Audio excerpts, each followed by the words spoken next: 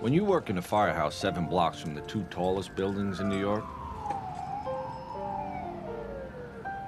you get to know every step, every staircase, every story. This morning, Jim. Couldn't get too close to that razor blade. I'm James Hanlon. I've been a New York City firefighter for 9 years at Ladder 1 downtown.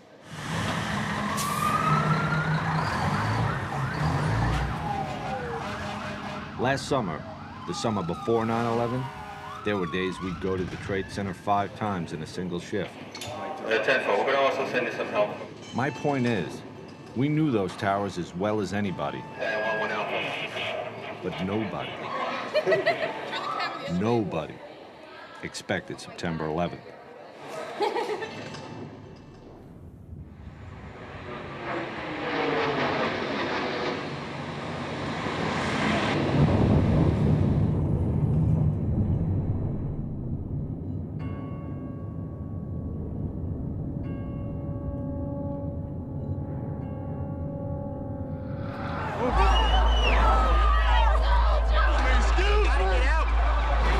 Go to the Trade Center.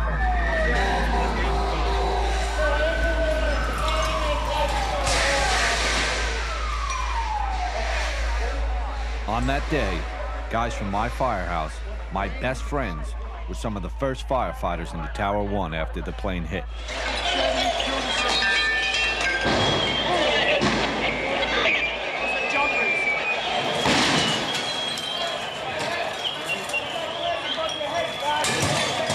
What they did that day, what everyone there did, was remarkable. Chief! And almost as remarkable, it was captured on videotape, inside the tower, beginning to end.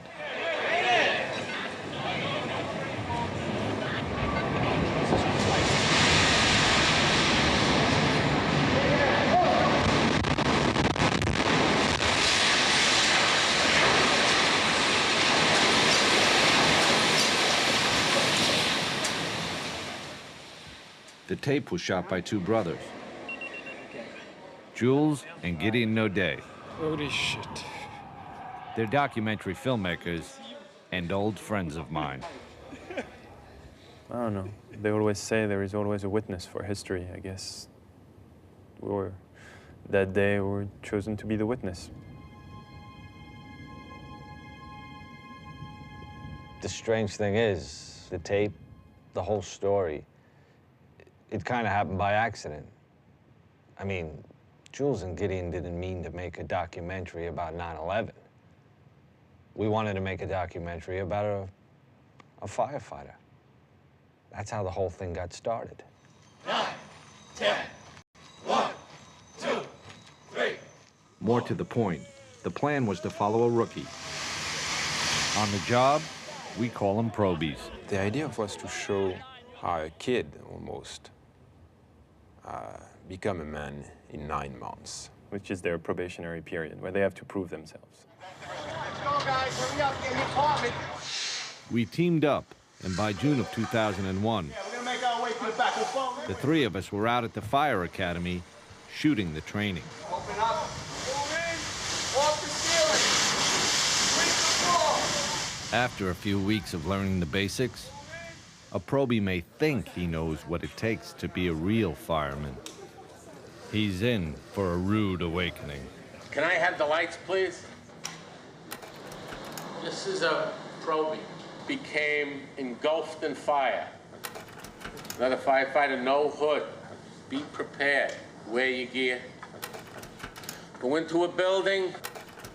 You never know what's gonna happen. The fire is starting to really roll over my head now. The force of it knocked me down, knocked my helmet off, and my hands were gone. I take 3 steps into the apartment, and the floor gave way, and we all went. And I'm trying to get my body off the ground now because I'm laying in boiling water. My right leg was paralyzed for 6 months. This job is no joke. When you get out, there's the real world. Don't be no hot dog show-off jerk. Pay attention to the senior men and do what you're told. Stay low, stay low. Toward the end of the initial training, we began looking for one out of the 99 new probies to follow. My name's Paul Denver. John Carroll. Antonios Benetatos. Tony for short. I was a police officer. For a while, I was a pizza man, actually, an Irish pizza man in the Bronx. This is my first job. It sounds kind of cheesy, but I always kind of wanted to be a hero, and this is really the only thing you could do that you can do that. Immediately, we're like, okay, this is the kid. This is the kid. Let's go. We got Tony assigned to my firehouse, one of the biggest in the city. It's Ladder 1, plus a whole other company, Engine 7. I'm so glad I took this job. Can't beat it. My wife, sometimes she gets like so frustrated at me because I'm so happy to come to work, you know? And she gets up in the morning, she's like, oh, I gotta go to work again. Meanwhile, I'm up 5:30 in the morning, and I'm like, honey, I'm going to work. You don't actually wear that. That's what it says. They are the greatest, incredible guys. They're guys who fought some of the worst fires you can imagine. What's up with that shirt? What's the matter? Soon, they'd face the unthinkable. Question was, would Tony be ready? I'm terrified. This is what I want to do, but it's scary. I just hope I can do everything that I'm supposed to do, you know? Because I want to help these guys and I want to be a good fireman, but you know, I'm still worried about how I'm going to actually react when there's fire flying over my head. Here goes. What's your first name? Tony. You know you come in on Thursday, right? Thursday? I wasn't sure of that. Thursday night. I am now, sir. Do you need to sit down? Yes, sir, You thank want you. to stop calling me sir? I'm a little bit nervous. All right. What am I supposed to do when I come in the morning? Anything I should know? Be on time. I want to make sure I do everything I'm supposed to do. Thing is, when you're a probie, what you're supposed to do We gotta do the sheets. We change the sheets in the mornings. is pretty much everything. More news and traffic coming up. It's 6:22.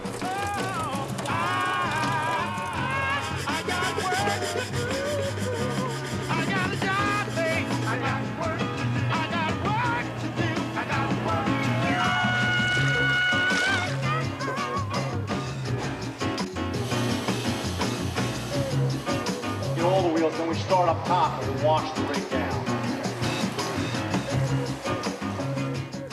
Roby rules. Roby always gets in the sink. Roby does not go in the TV room, ever. Roby makes sure there's always hot coffee in the morning. You have an iron at home? Actually, I do not, sir. You don't? No. Probably in a lot of trouble. Take two. I think I'm doing decently. You know, I'm still waiting for a fire, that's all. Just waiting for a fire. And I think that'll, you know, make a pretty big difference. Engine, ladder.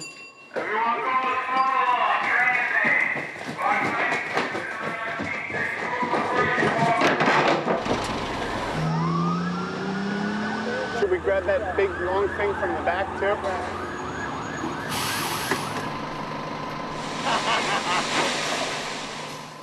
Thing is, guys say there's two kinds of probies. Fire's out. Getting closer. Black clouds and white clouds. When a black cloud comes to the firehouse, that probie, he brings all the fires in the city with him.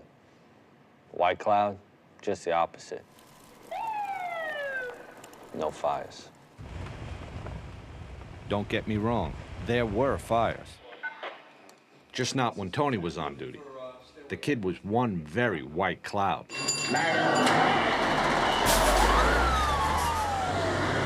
what do you say? Does it feel like fire today? Or... Yeah?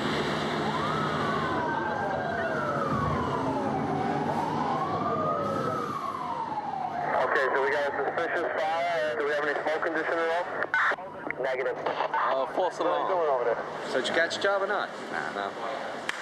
I think it was just an elevator smoking. Tony was ready though, right? I was ready.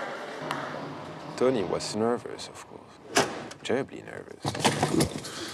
And as the days would pass, Tony, waiting for his first fire, wanted to prove to the other guys, and even more to himself, that he was going to be a real and great fireman, Tony! the guys were not going to make it easy on him. No one was singling Tony out. We do it to every probie. We're gonna break your chops till you laugh about it. Right. Because that's how we do it. All We'll right. tease you to death until you start laughing. Right. No problem. You gotta love this stuff. No, Sooner or later, and you will. But before you can love it, you've got to learn it. Now, say you got up there now, got your helmet on, your bunker gear, and you got to get your mask on. How you going to do that without letting go? I don't know. When we hit, what's the best way to hit? On one knee. Hit.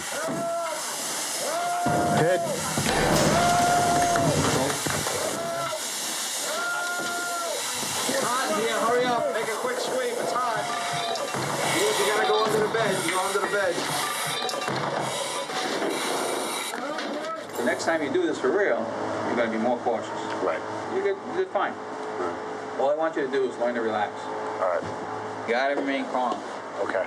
So you gotta control that surge. Okay. Okay? Not bad. No. Not bad. Yeah, that handwriting's getting better already. Thank you. All right. Payday today, baby. Yes. Okay. Thank you. For 2 weeks, I got $672.25. Oh, you gotta be kidding me. You couldn't even buy a six-pack with that. Holy crap. It's starting pay, you know? If I wanted to get rich, I would have become a lawyer. But I wanted something that I'd be able to live with for the rest of my life. This I can live with. A lot of the guys feel that way. You need to get up in the morning and look yourself in the mirror and say you're doing something with your life. Somebody's in there, hit the door. You do your job, you risk your life to help people. And with time, you become part of a unique, extended family.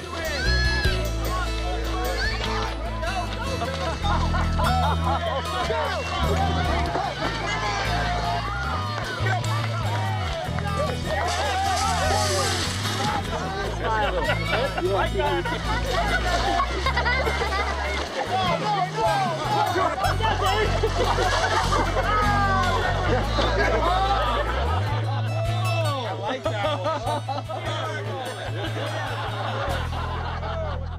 We do a lot of things with our families together. You know, you got a bunch of guys here that just, they want to be here.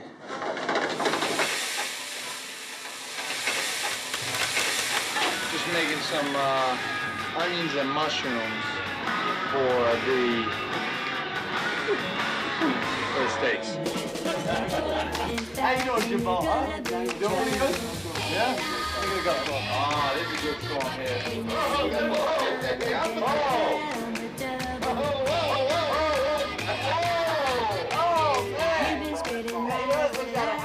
Tell me one other job where everyone sits down to dinner together every night.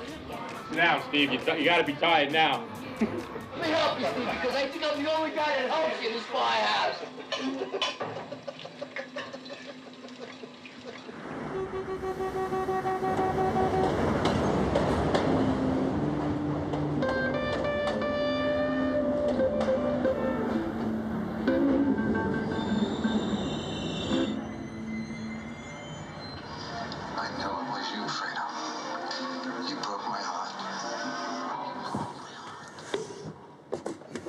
It's been 4 weeks, I think, 5 weeks, something like that. And I'm still no fire. It'll come. Probably when I'm asleep and not ready for it. That's when it'll come. It's 2:30 in the morning, bro. You can sleep. You can. All right. Trust me. When the alarm goes off, they'll come and get you. Engine, ladder.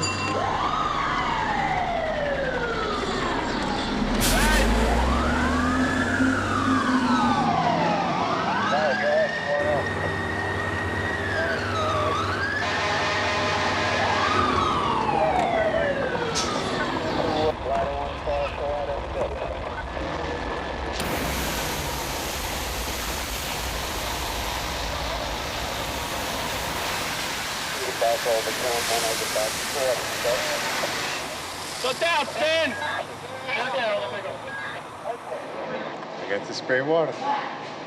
You're getting closer. There you are, Tony. Look, your first fire. And it was a car fire, no less. That's all right. My first fire was a garbage can fire on West Broadway in Franklin. Listen, Tony was getting closer. Did he wave you? But for the record, that was some flame. Look at all the smoke. It wasn't a real fire. Hey, Chief, come see his first fire. If they're all like that, it's going to be a fun 20 years. Hey, there's fire over here. Here's the fire, see? Stretch a line, put out the stakes. By the end of August, we knew that we had a great cooking show, and there were no fires.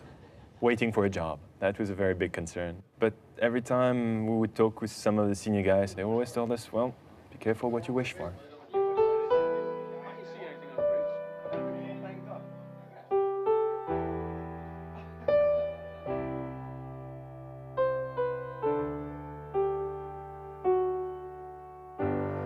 Yesterday, a 27-year-old firefighter, in Staten Island he was stationed, went to a job and he passed away.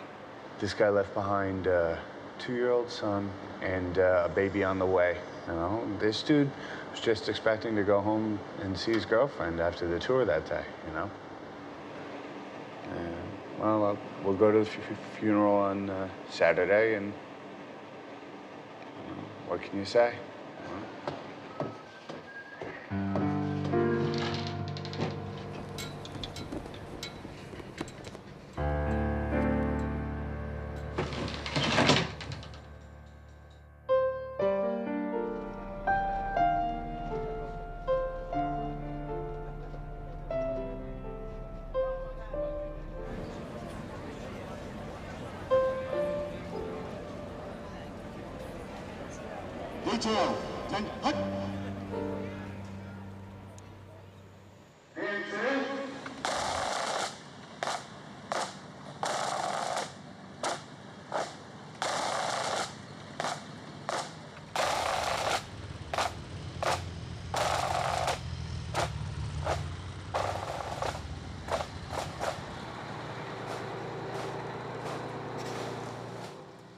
I look back to last summer, and it doesn't just seem like a different time. It seems like a different world.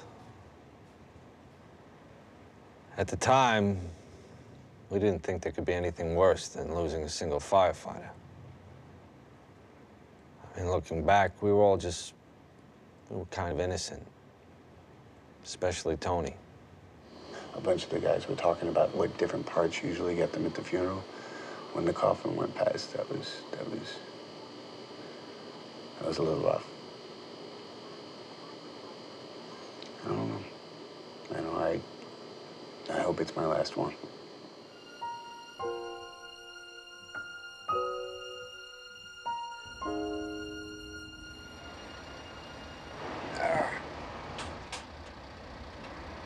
So go straight up right now.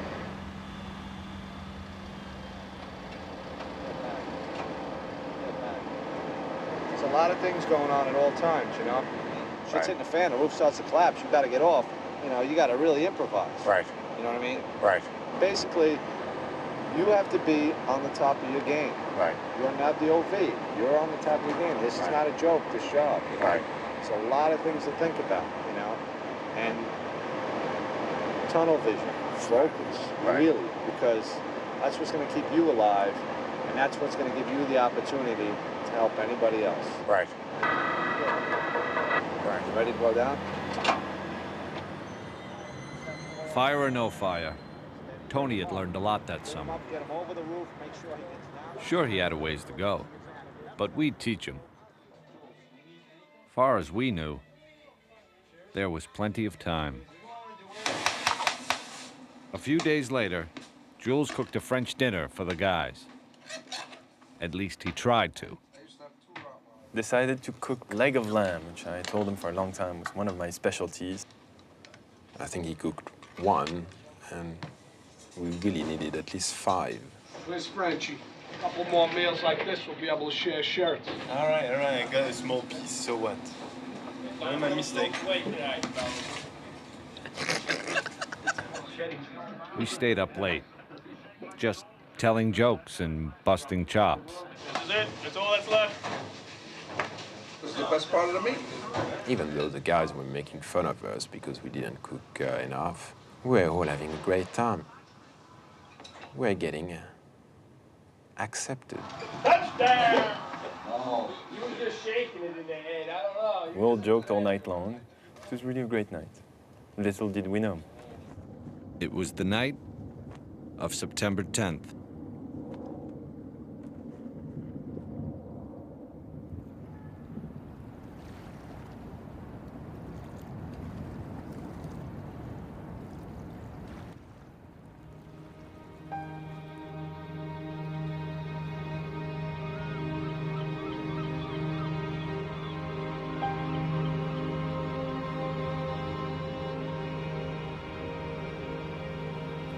It's going to be a beautiful day today. Sunshine throughout. Low humidity. Really a splendid September day. The afternoon temperature about 80 degrees. Great weather for the primary election. Tonight, clear and cool, low 60 in Midtown. It's begun to sound like some sort of a cliche. But really, September 11th started out like every other day. Well, currently winds out of the northwest 6 miles per hour. Relative humidity 70%. 66 in Newark, 64 degrees in Bridgeport, 67 in Midtown, and heading for 80. 8 o'clock in the morning, Don't throw the fat away. the day guys were just coming in. I was off that day. 13 guys from my firehouse were on. Oh, what happened? Around 8:30. Matter. I believe the run came in. Get the run for the gas leak, or an odor of gas in the street, actually, I think it was. It was just Lispinard and Church, odor of gas. And we responded, arrived in minutes. You know, I don't think anything of it. You get on the rig, you go, you say, all right, it's an odor of gas. Jules was riding with the battalion chief, Joseph Pfeiffer, videotaping. It was just another call. I'm riding with the battalion chief. It was basically camera practice. See, Jules had only been shooting for a few weeks. Before that, Gideon was the main cameraman. Every time the battalion goes, I go. You know, I just need to practice, so I shoot.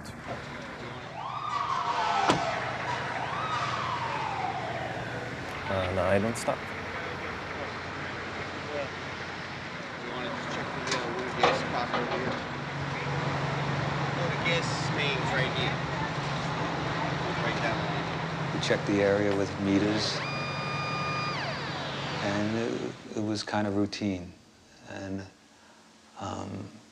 pretty simple. It was 8:46 in the morning. And then we heard a plane come over, and in Manhattan, you don't hear planes too often, especially loud ones.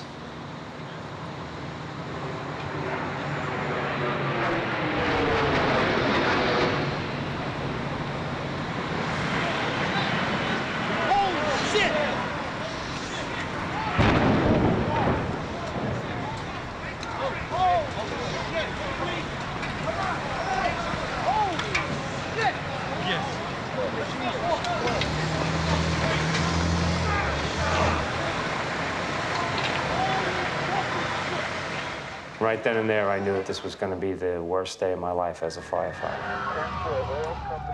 Immediately, I knew this was an accident. What am I doing on this? Go to the trade center. We knew, this was going to be something unusual, something tough, but it would be something we could handle or at least deal with. Oh my God. That looked like a direct attack.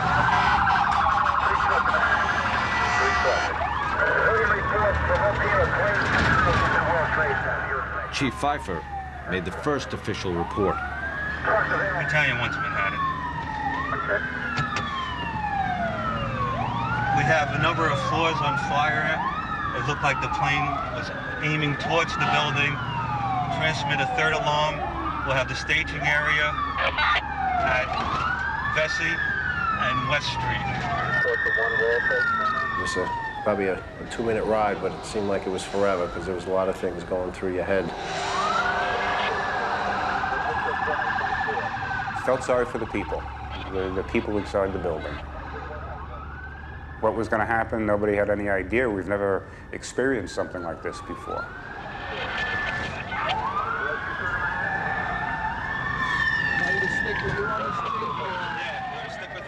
Everyone we was passing was looking up. It's like the world just stopped. We are just currently getting a look at the World Trade Center. We have something that has happened here. Flame and an awful lot of smoke from one of the towers. Whatever has occurred has just occurred within minutes, and we are trying to determine exactly what As we swung around in front of World Trade, my mind tells me, wow, this is bad. What do we do? Like, what do we do for this?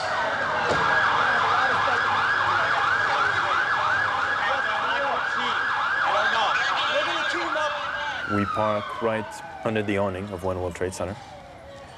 Chief Pfeiffer puts his gear on, and I remember asking him, Chief, can I come in with you? I want to come in with you. And he says, yep. Yeah, you stay with me. Come in with me, never leave my sight. Who got the chance? I go in, and I hear screams, and right to my right, there is 2 people on fire, burning. I just didn't want to film that. It was like, no one should see this. Pfeiffer was the first chief into the building.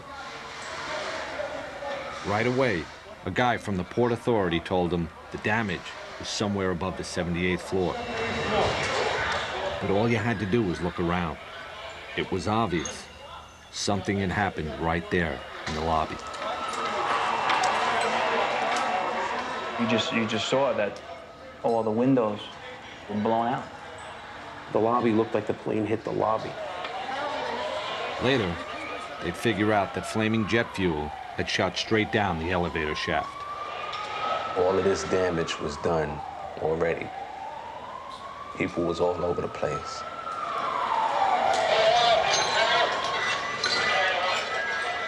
So you knew it was going to be worse when we got upstairs. Flames are shooting out. Smoke is pouring out. I want you to get an engine and team up. Get an outside line. Walk to 7. Okay, I want you to go any higher than 70. What's going on? 78. My main concern was we had 20 floors of people above. Chief, do you have any idea where the floors are? And we had to figure out a way to get them out.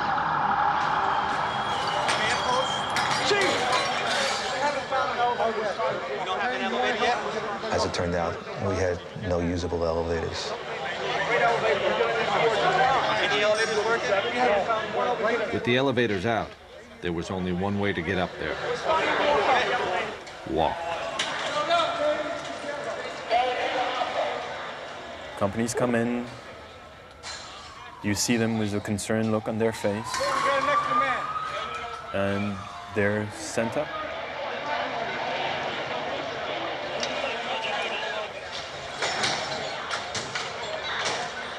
A firefighter in full gear, carrying 60-something pounds of hose and equipment.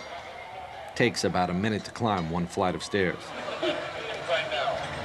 These guys were looking at 80 stories just to get there. Then they'd start working. I felt the mood that we were going to put the fire out. Everyone seemed to be confident. I know I was. You basically looked at it and said, okay, we got 10, 20 stories of fire. We'll deal with it. We'll get up there. We'll get to it. There are fire crews just screaming into this area from every conceivable direction. By this time, some of the top chiefs in the department had joined Chief Pfeiffer, running the command post, sending guys upstairs. Every time I looked around, it was new faces. Some that I recognized, I had seen Chief Pronti, great guy, white hair, mustache, the perfect grandfather that you'd like to have. I remember seeing Lieutenant Fody, who was working with 9 engine. Said hello and then started going up. Another of the men who went up was Lieutenant Kevin Pfeiffer. He was in charge of Engine 33, and he was the chief's brother.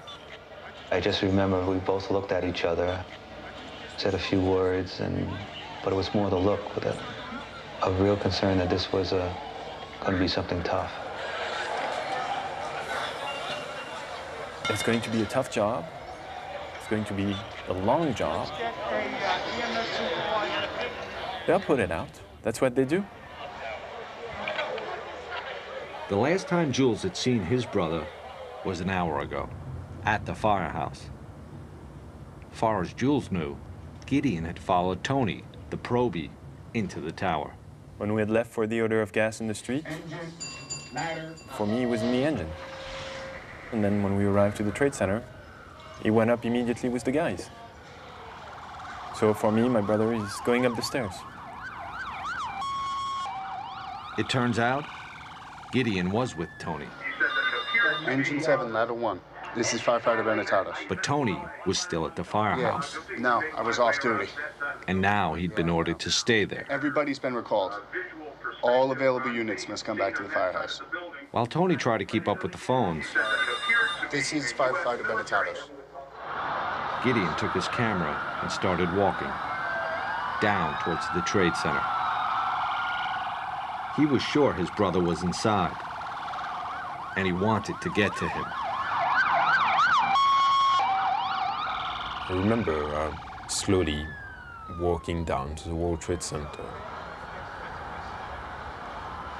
What really sticks in my mind is passing by the people and filming them and filming their astonishment. And the eyes saying, this is not happening.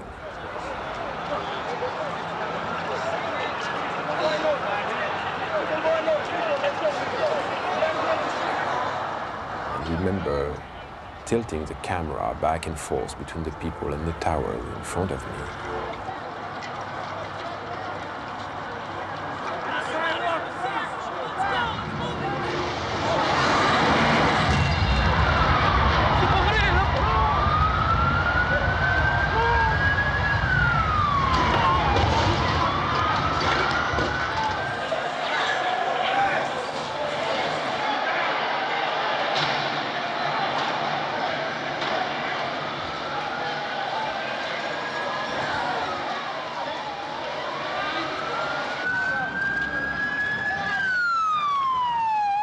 Towers of the World Trade Center have been hit by aircraft. Both are in flames, both suffered explosions.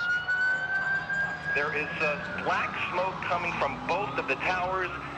It's a horrific scene here. There's debris flying through the air over the East River here into Brooklyn. What appears to be...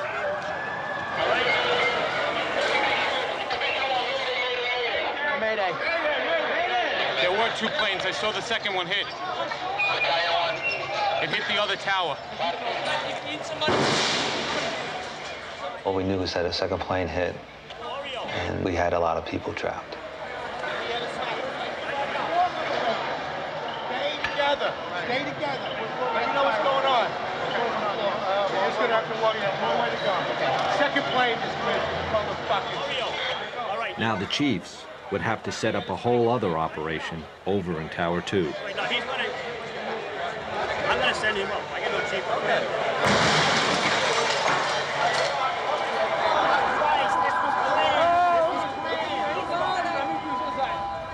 When the second plane hit, that's when you could see fear.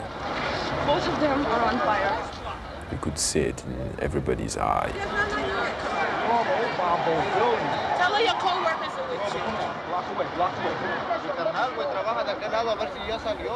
There were people from all over the world in these streets. Different colors, different languages. On those few blocks between the firehouse and the World Trade Center, the entire world was there. So two aircraft. The first one on one World Trade Center. The second one just happened. And they were all looking at the same thing and talking about the same thing and reacting the same way. You saw a plane going? A plane went straight into the building, right there into the side. Plane? Yes, how big is the plane? Yeah. That was a direct hit. A huge one. There were two planes? Yeah. There's two, one in each building. Yeah, I saw the last one. We heard boom in the whole field. What are those people going to do? On the second one? All the elevators are blocked out. Yeah. Well, the staircases must still be, right?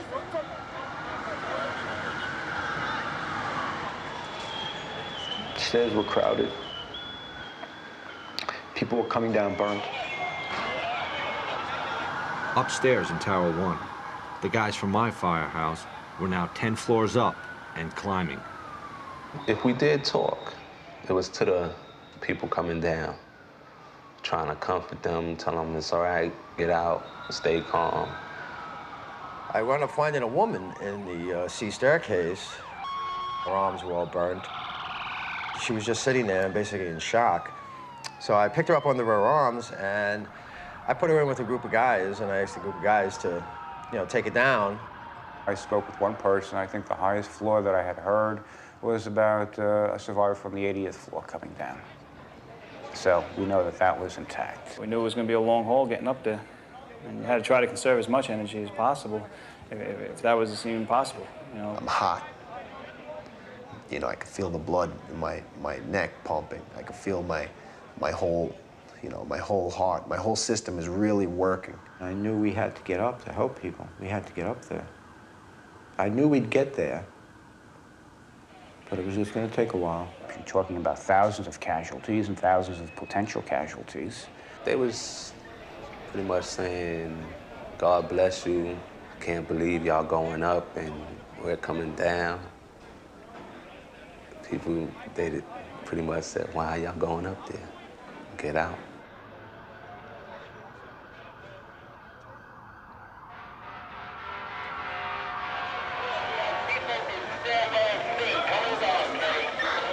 Their concern was to get everybody out. That was the key. As much people out as possible.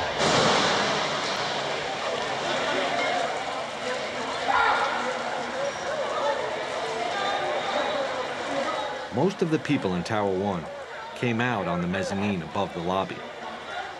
Then they'd get out through another building. All right, I want to use the lobby of 7 as a triage. The chiefs didn't want anyone going through the lobby doors. First, it was because debris was falling outside. Then, it was people falling. You don't see it, but you know where it is. What's that? And you know that every time you hear that crashing sound, it's a life which is extinguished. It's not something you could get used to. And the sound was so loud.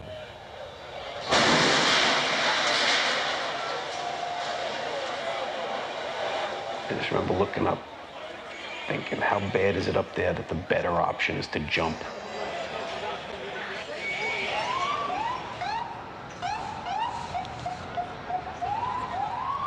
Let's go, get off the corners, let's go!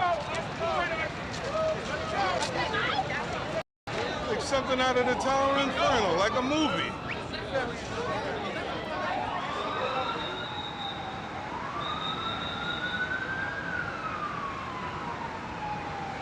Wins News Time, 9:12, a major disaster in New York City this morning.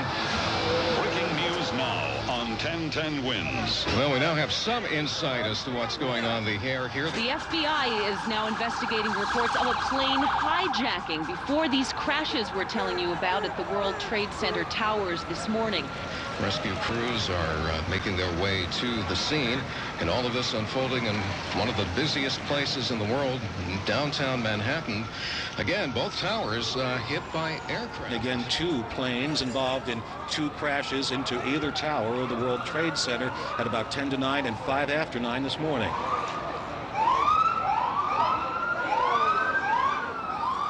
Pieces of the building and the planes actually landed blocks away.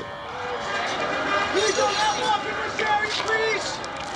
Gideon was walking with his camera when he found a chunk of the plane engine that had crashed completely through Tower 2. Don't be kicking stuff over here. This is evidence. No, you don't kick it. All right, just get out of the area. Just go. This is evidence. You're kicking stuff. What's the matter with you? That was as close as Gideon would get to the Trade Center, without a firefighter anyway.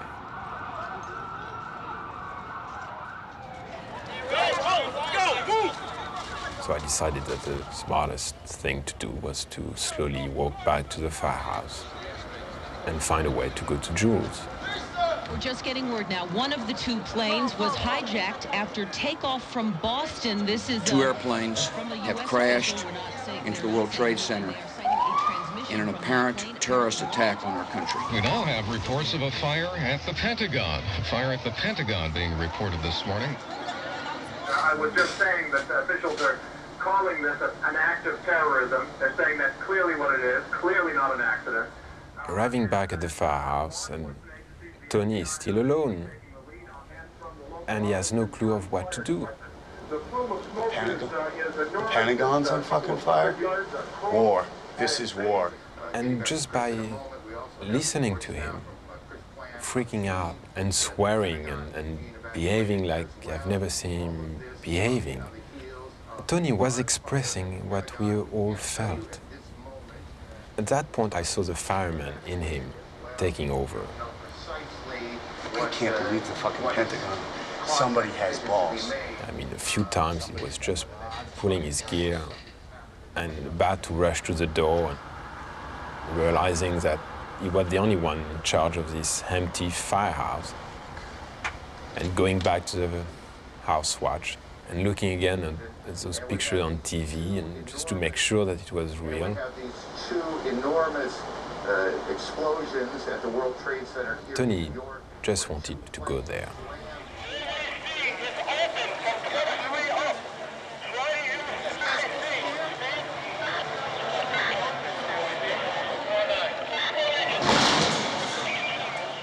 In the lobby, the chiefs were trying to run the largest rescue operation any of them had ever seen. With next to no information coming in from outside. You got a phone that's working? I think the entire world knew more than we did. Everybody had seen the attacks. Everybody had seen the tower burning. De New York, un avion s'est encastré dans une des deux. Had seen the Pentagon. For us, we didn't have a clue of what was going on outside our lobby.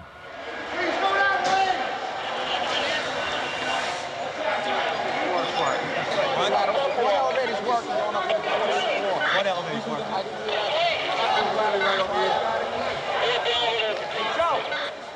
Just like a beehive, that place. Everybody's working on the phone, everybody's working on the radio. Everybody's getting information, sending guys up, getting reports. And just trying to get this thing under control.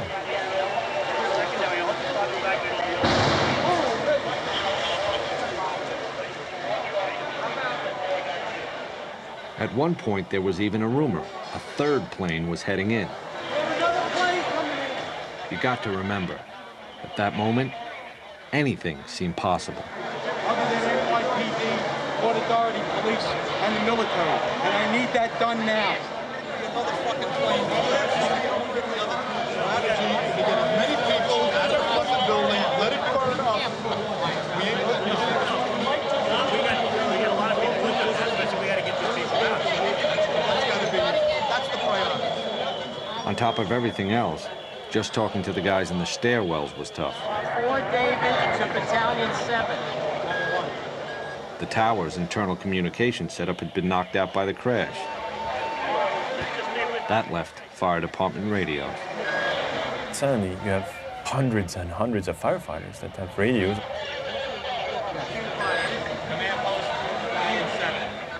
It seems to become more and more difficult.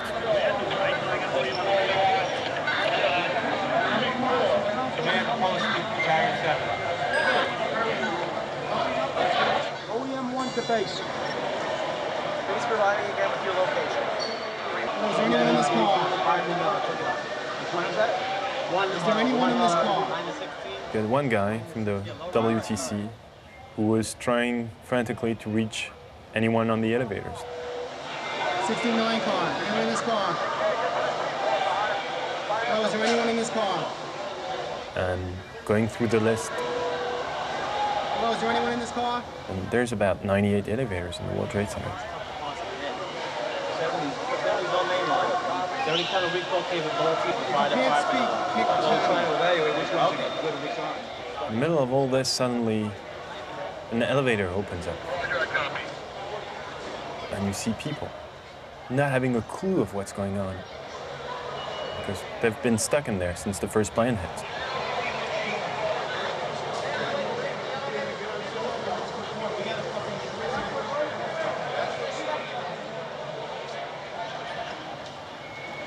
I was seeing the look on the firefighters.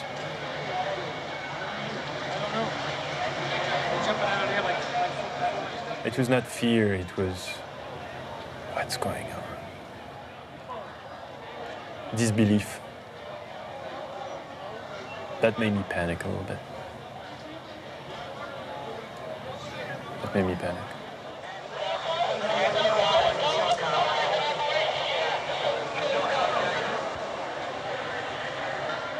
It was the first time I had seen Father Judge, the chaplain, as he's called. He was in the lobby with us, and I could tell that he was praying.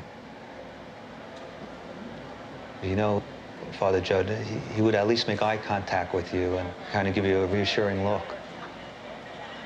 That wasn't occurring, almost like he knew that this was not good.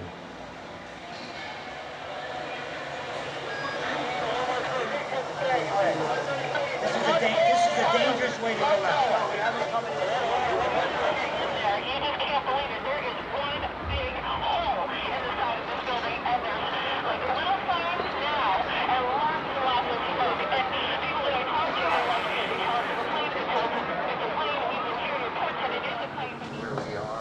Back at the firehouse, What's up?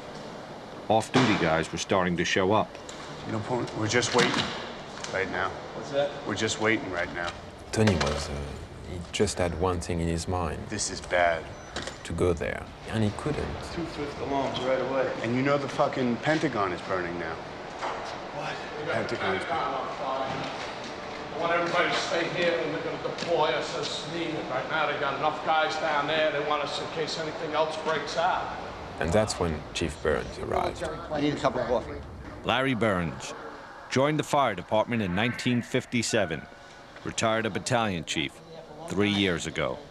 I couldn't wait. I had to get down there. Because you know what? They're my firefighters. It's my building. It's my city. Leave your gear all together, get a flashlight, and a bottle of water. Okay. Told the probie, get your gear, let's go. I remember Tony asking me to bring him some gloves, medical gloves. Grab a box of gloves. Go grab a box of gloves. And by the time I found them and rushed back, they were gone. The probie and the retired chief were lost in the crowd, headed down to the Trade Center. Oh, Lord. I think at that point, the lobby was pretty empty. There were just a few of us in the lobby, and we were discussing tactics. This is Tower 1. This is Tower 1. Put a big 1 here. Some of the outlying companies didn't know what Tower 1 was and Tower 2. So we were just trying to help them out by writing it on the desk to make it obvious to people. It was just before 10 o'clock. A little over an hour since the first plane hit. Firefighters from all over the city were inside those towers. Hundreds of them.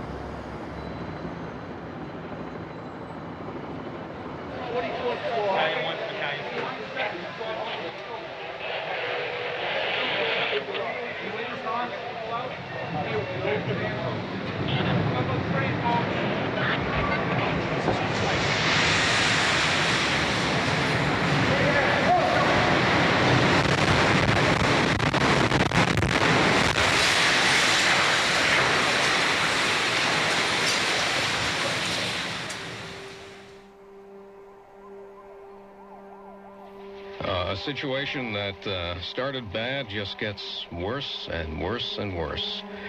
The World Trade Center, South Tower, which was hit by a plane and racked by an explosion approximately an hour ago, has totally collapsed. What happened?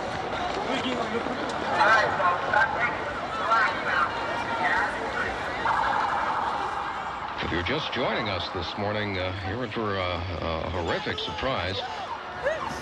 The scene here is just one right out of one of the movies you would see in Hollywood. People walking around with cell phones in tears, holding their heads, looking up at what's left of the World Trade Center and just shaking their heads in disbelief. Out on the street, everyone knew what just happened. The South Tower was gone. They saw it collapse and ran.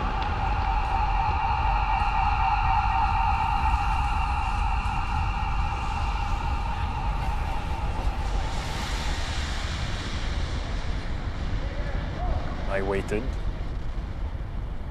Time slowed down and everything became pitch black.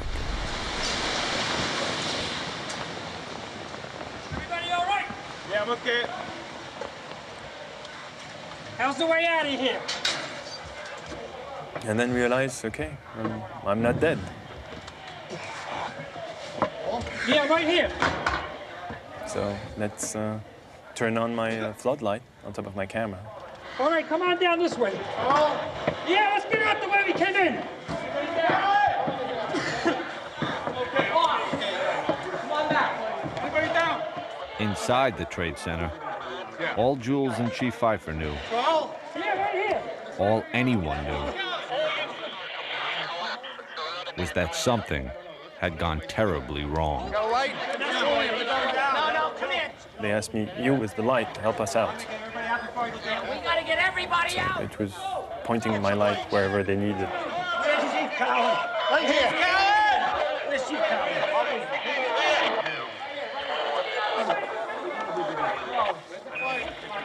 I remember seeing Chief Pfeiffer. Command post in Tower 1. To all units. Evacuate the building. Command post to all units. He gave it right away, very calm, didn't wait. And it was, for him, it was a precaution. It was, okay, something wrong is happening. Let's get everybody out. Where's that flashlight? From the tone of his voice, I knew that it was no normal thing. I knew it was time to leave. I remember saying to the guys, well, we're on our own now. And for the first time, I looked in someone else's eyes and saw fear, which you don't see with the firemen. We orderly evacuated. It was such a long walk, 21, 17, 16, 15, 14, 13. And I was going down the stairs. I could remember a fireman resting on the landing and telling them, you know, we've heard a mayday, get out of the building. And, I don't think a lot of them, I know for a fact, did not take it serious.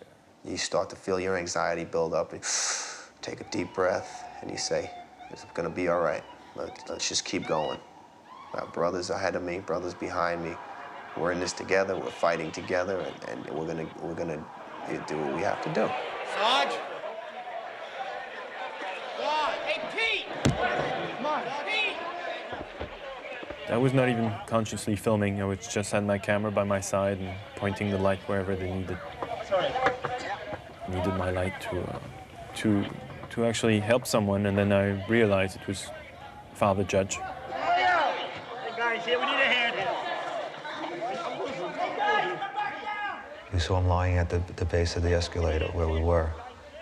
And I removed his white collar and I opened up his shirt. And I remember checking for his pulse and realizing at that time he was gone. All right, we got 4 guys. I'm here. Where's Chief Hagen? It's up the escalator right here. Come on. Up it right here.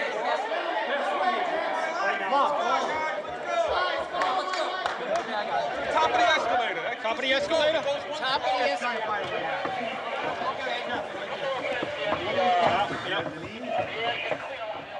After that, we had to figure out how to get out of where we were.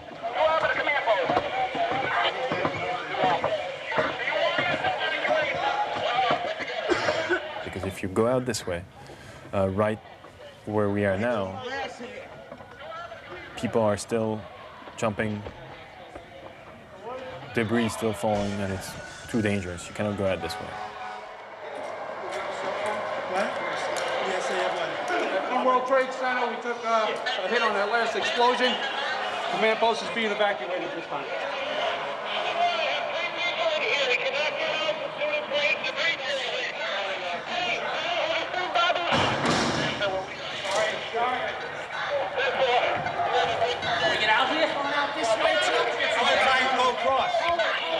Chief Pfeiffer tells the people carrying Father Judge, okay, stay here. Which way? I told them that I'll be back and wait here, and I'll see if the bridge is still here. Chief Pfeiffer went to check one of the footbridges leading out of the Trade Center. If it was still standing, it'd be their best way out. What are we gonna do? Oh, there's no way to get home.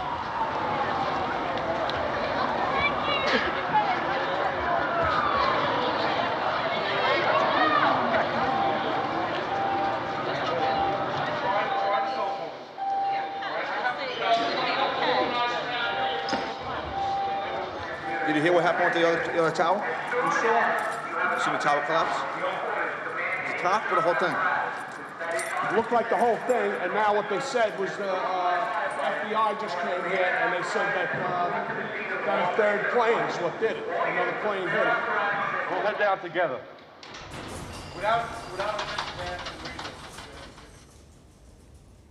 And now I wonder for the first time if Julie's still alive. I never thought about it before. Honey, it's a terrible, terrible day. I'm sure they're happy. I realized that Jules could be dead at that very moment. And I was feeling so responsible. I was the one who put him in this situation.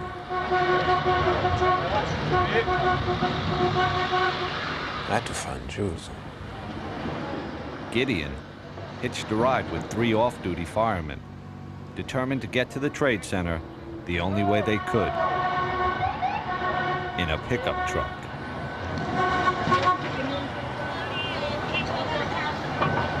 Billy Cosgrove! You should have even come in here, man.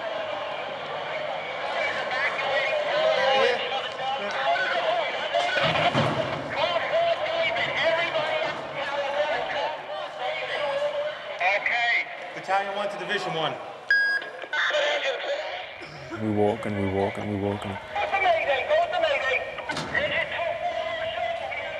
there are maydays being given, and we start to figure out, okay, We should be able to get out here. it's much be worse than we think, because you cannot have that many maydays and all that dust and that noise.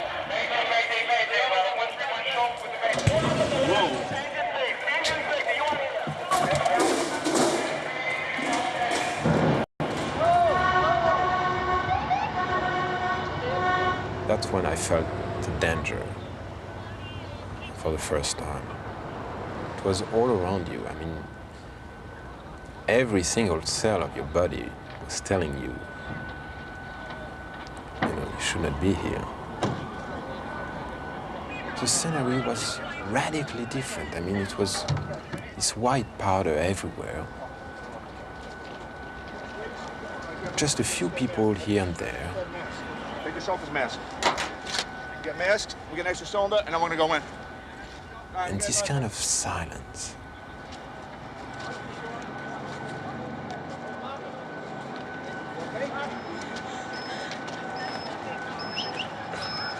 You have ambulances straight down. Of course, there's no word on casualties. You have ambulances straight down. But suffice to say, the loss of life presumably profound. Ambulance straight down. Ambulance straight down. Of course, at this point, everyone's concern is just getting north, getting away from the World Trade Center, as well as finding out where their families are. The south tower of the World Trade Center just minutes ago collapsed to the ground.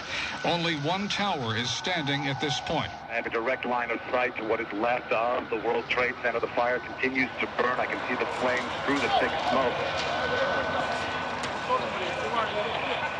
Huh?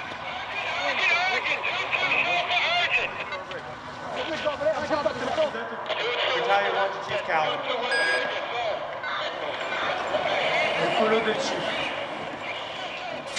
By this time, Chief Pfeiffer had found a safe exit and tried to radio the men in the lobby. No answer. So we walked across the bridge back towards the Trade Center. Still trying to call on the radio and not getting through.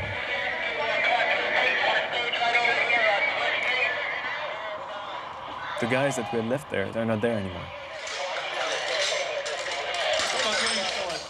They had already gone out another way, carrying the body of Father Michael Judge down the street to St. Peter's Church.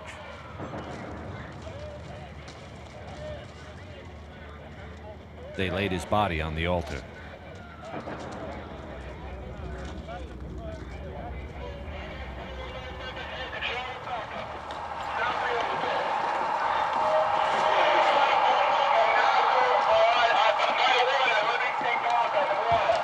The chief, his aide Eddie Fahey, and Jules walked outside, underneath the footbridge they just crossed, and into a scene that none of them could even comprehend.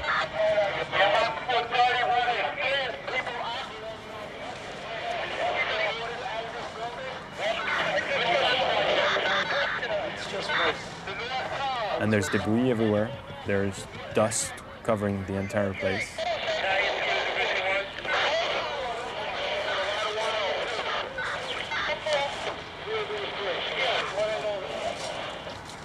And we look, and the tower's here. So we say, okay, probably to something else. The tower is nice, it's standing. The other one, we can't see it, but it's probably just, you know, on the other side, and no one tells us. We have no clue. Where the Trade Center was just covered with smoke. And that's not unusual for a fire, to have a building disappear behind the smoke.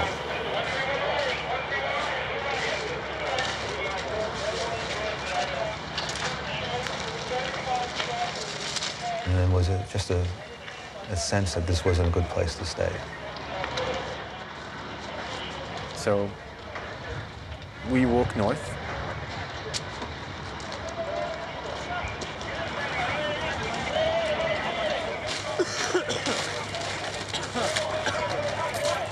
Just trying to figure out what took place here, and then try to gain some control.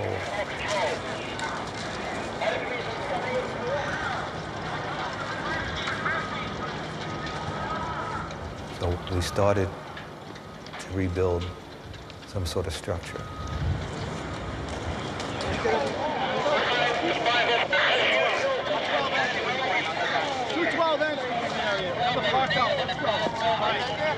We got everybody out of the lobby within the lobby. Chief Pfeiffer's priority was to set up a new command post and find his men. Right now, they were coming down the stairs. At some point, I started to run. I don't even know if I was touching stairs on my way down. When I got about to 3 or 2 is when I started to think of my family, you know. So I gotta get out of here. When we got out to the lobby, it was unbelievable. Nobody was around the command station. There was nobody at the command station. It looked like the end of the world. I joked about it. I said the command post was abandoned. The board was set up and nobody was there. I said, oh, this is not a good sign.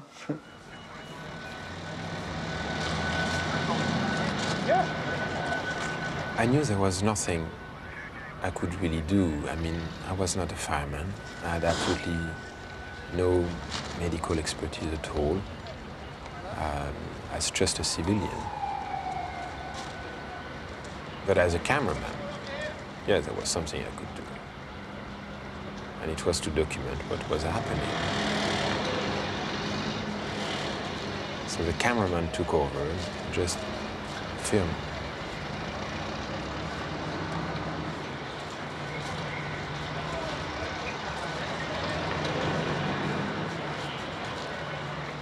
Gideon had made his way as close to the tower as he could.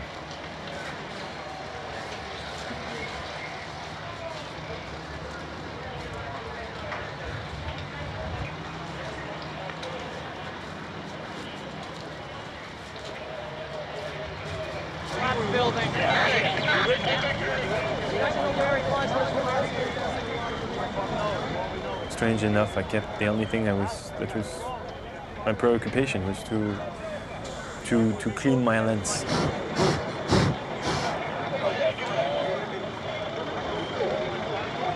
I don't know if it was a way for me to try to focus on something so I can stay away from the horror of the reality, but that was just my obsession. My lens needs to be cleaned. Jules was with Chief Pfeiffer, who was plotting his next move. The firefighters from my house had reached the lobby and scattered. You know, kind of walking at this point. We knew we were out of the building, felt we were safe. Unfortunately, there were people jumping out of windows. You could see them hitting the ground all around you, debris hitting the ground. I thought we was going to get out the building, the chiefs will meet up, then we come up with a plan, and then we go back in. That's what I thought it would be something like. Just before I walked out, a fireman out in the middle of the street was yelling at me, wait, wait, throwing up his hands. And that time I waited, and there was a big thud, and then another thud, and there was two people who had fallen or jumped from way high up. Get yourself accounted for with Chief Tory down at staging. Let's move. Come on, officers. Basically, everybody was standing right in the shadow of Tower 1. It was 10:28 in the morning. And then comes that sound again.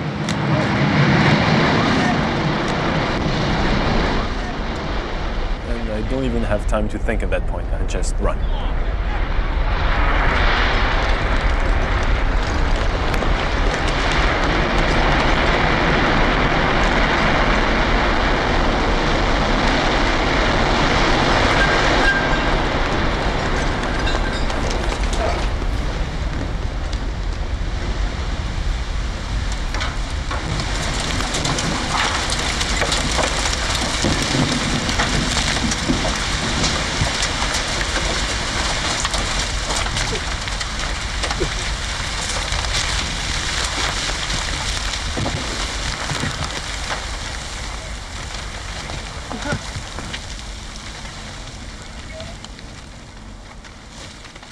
And it's dead silence.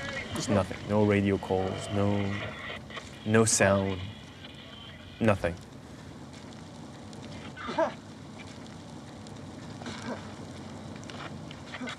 And I feel the person who was on top of me get up. Get out of here. You like me? Yeah. And I recognize it's Chief Pfeiffer's voice. And I just realized it's just, you know, it jumped on top of me to protect me from all this.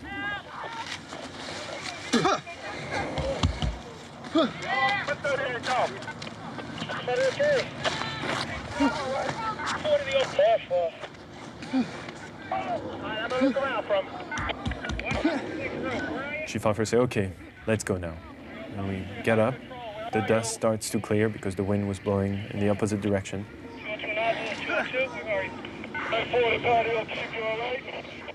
After that, it was just trying to literally walk around the block and regroup and walk back to the scene and see what we could do.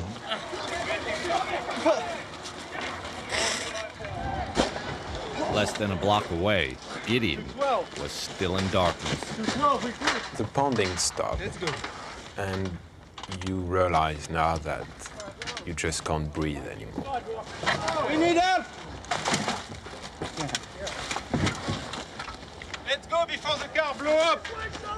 Come on, this way! Let's go before the cars blow up! At that point, I realized that I was going to die. Let's go! We're over here behind the ESU truck. This way. Keep shouting. Right here. Come to the truck. Come on, we gotta get out of here. Let's go. You gotta fucking move, man. This way. And the only thing I could think about was Jules. And I remember telling myself that if I would survive that, I would be a better brother. Yeah. Let's go. You can make it. Help him. Help him. Quickly! It's right here! He weighs 400 pounds, dude. You get over here. We're not going to leave here. He's not standing. You need to come over here and fucking help.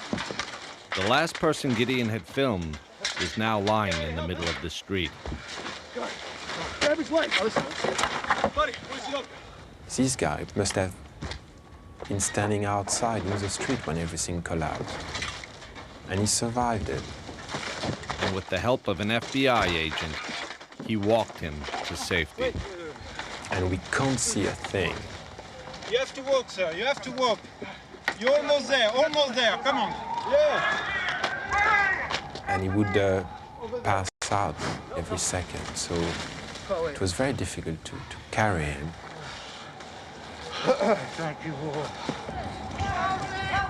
No. Moses! Shit. Do you have some water? Something to drink? Thanks. Open your mouth. Open your mouth, because I need the water, too. Thanks. I had been in this street 3 times in the last hour. The first time, it was full of people. The second time, everybody was running away from it. And the third time, getting out of the last collapse, there was just nobody. And everything was white. Everything was covered by the dust.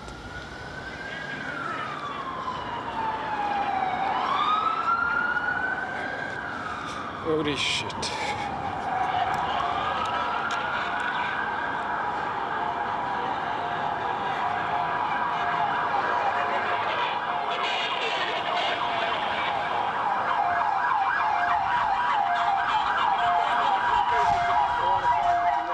It was the most surreal scene I have ever seen. I cannot describe what took place.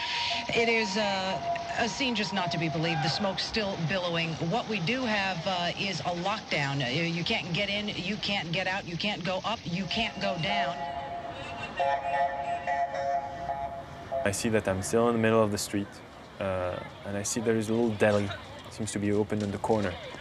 Yeah, we're getting O2 now. Oh, okay. Come on in, guys.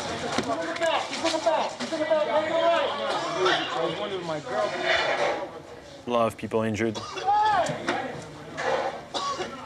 Firefighters, bloody nose, things like that.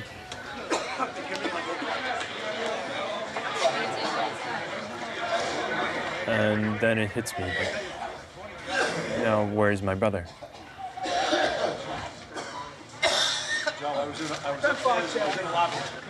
Go back here. I start realizing that I've probably lost my brother.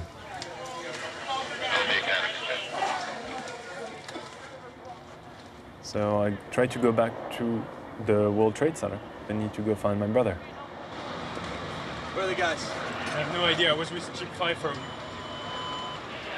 And I'm in the middle of the street walking, and a cop approached me and says, you know, who are you with?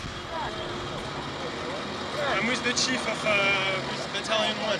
Oh, you're Battalion 1? Yeah. You got ID? I don't have ID. I have my letter of, from the commissioner. Take your letter and your camera and get out of here. All right? Go.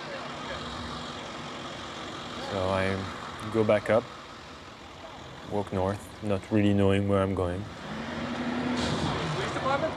No, I'm making a documentary on the fire department. Come on, this ain't fucking Disneyland. Let's go.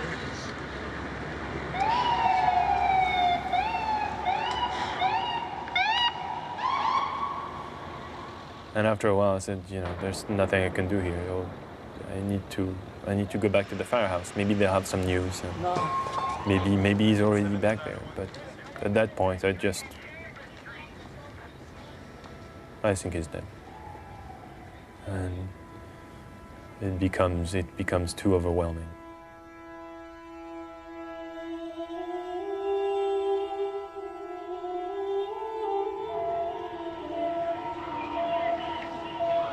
Walking back to the firehouse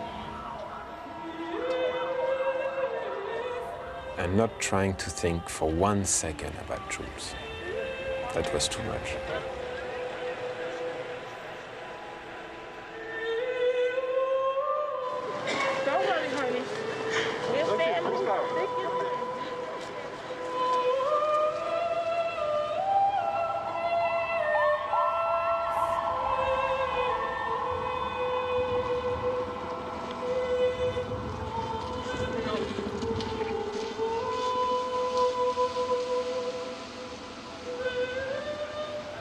They're asking me, what happened? What happened? I said, hell. Hell is what happened.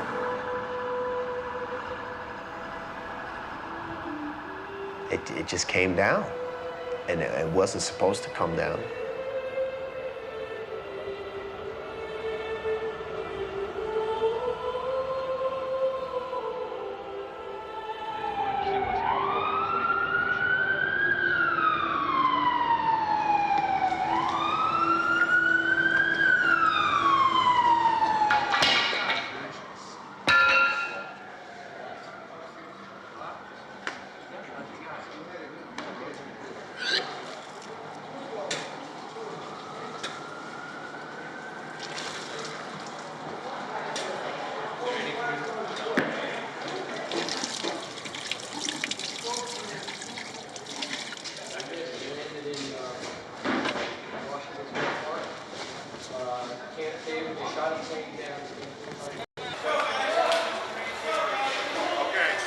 Very emotional. A lot of guys are crying. I'm crying.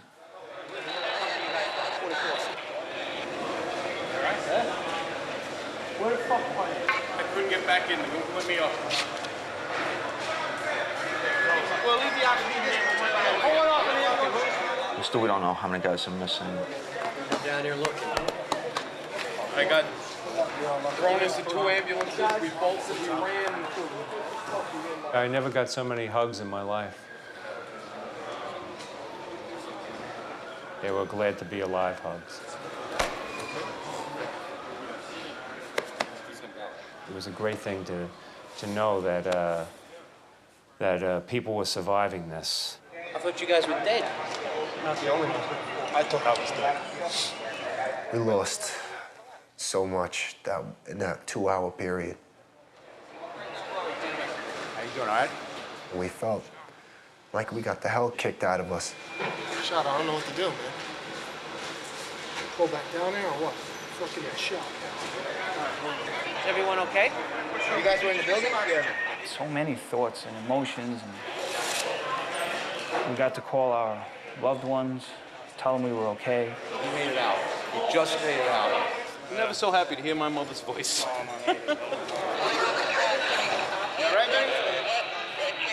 Little to little, the guys started to come back, one by one. Again, the cameraman would just film. And it was just like, you heard the ground rumble, and it was just fucking debris was just chasing you. We were running, hauling ass. So it was just filming them coming back and asking them if they had seen Jews. And nobody could answer this question. What's up, brother? What's up? It was extremely frustrating and annoying. One guy from the firehouse came to me and I asked him, have you seen Jules? Do you know where he is? And he looked at me and he said, yes, he's behind you. I turned over and Jules was there in the firehouse. I didn't even see him coming in. It was like meeting for the first time.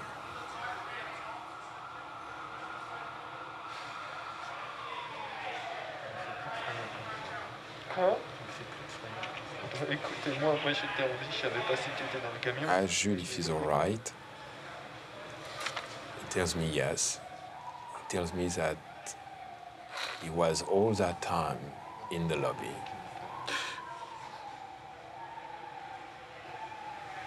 I never thought I was so happy to meet my brother, that's for sure.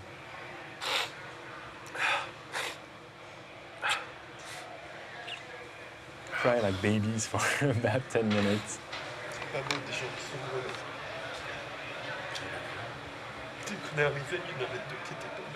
I tell him, I know now what it's like to think you're going to die.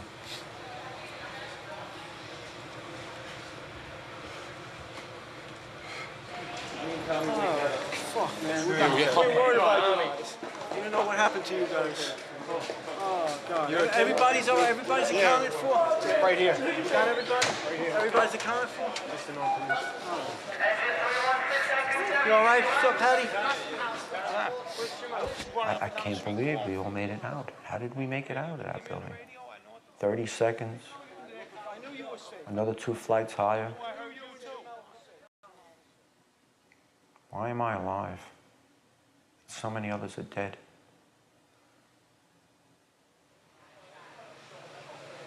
Got down to the lobby and we saw they abandoned the command post. We knew we were in trouble. We came down. It was much worse than it was when we went up. Yeah. Right? We went up and they had everything set up. We came down. It was desolate. It was like, holy shit. We came down to the lobby. It was like the first thing that was. There was nobody there. Where the fuck? What do we do? We made it outside. We made it about a block. We made it at least 2 blocks, and we started running. Floor by floor, instead of popping out. It was like, it was if they had detonated. Yeah, If they were planned to take down a building. Boom, boom, boom, boom, boom, boom, boom, boom. All the way down. I was watching it and running. Just ran up West And then you just sort of this cloud of shit chasing you down. Couldn't Just outrun ran it. up West Street. I couldn't outrun it. So what'd you do? I jumped behind a battalion car. I hit under the car. I was just waiting to die. The scene here is reminiscent of a nuclear winter. Right now, everyone is walking around with masks, covering their face. There's people just wandering the streets, covered in blood, covered in plaster. They were near the site when the buildings collapsed. We're on about the 20th floor. I hear this fucking rumbling, and I guess that's when 2 came down. I guess it hit 1, crushed out the Marriott, whatever. We're fucking dead. I guess the best way to sum this up is the World Trade Center is no more. Sit down. The loss of life, one can only imagine, is just enormous. It must be incomprehensible at this point. They have a fireman's body in house on the floor. They dragged him in, but they can't identify him because the shirt where his name is ripped and it's only half a body. The building started shaking. The guy started running, and then by the time I got to the bottom, there was bodies hitting the ground. Chaplain, we carried out the chaplain. He was dead. It exploded, and we all just blew us away. The fire department chaplain? Old guy. He had no pulse, nothing. The way we lucked out, we were in 1. 2 fell first, and then they told us to get out.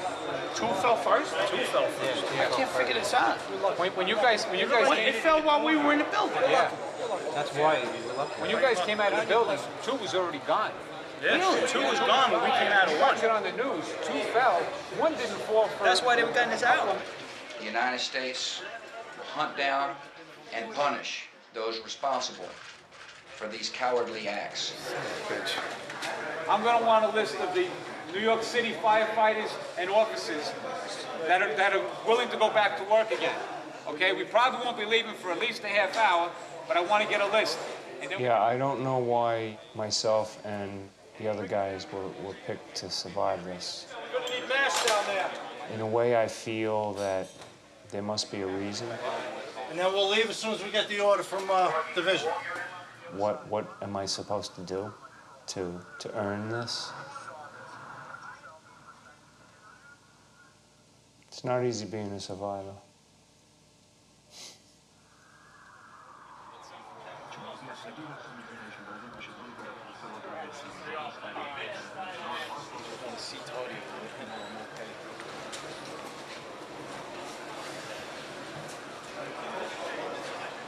Put your head back now, gently. Okay? Yeah.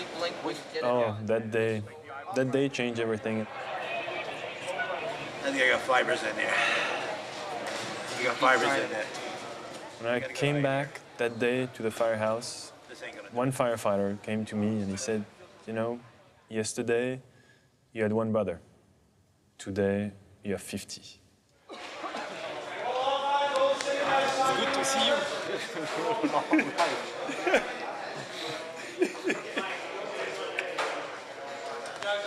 It's hard to even describe the emotions in the firehouse that day. On one hand, you celebrate. Very frightful day, man. Very happy to be here. Somehow the guys from our house, they got out.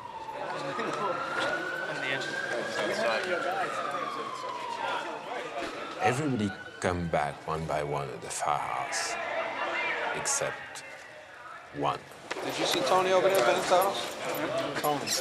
Benetados is the only one that... He were all accounted for, except for Tony. Everybody was wondering about Tony. At the same time, we knew hundreds of firefighters, thousands of people had to have died in those towers. And every hour that passed, we were more certain Tony Benetados was one of them. Hey, guys, Deputy Chief Hill called. 1st Division, he doesn't want anybody else down here right now. They got 1 million guys that are standing around doing nothing. So it's a direct order from Hill. I'd come in from home, and yeah, we were ordered to stay at the firehouse. But the truth is, the guys had to go back. Had to start digging for survivors. That fucking mentality, get in there, get in there, get in there, get the people out. It's bred in you, it's programmed into you. I had to go back and find the kid.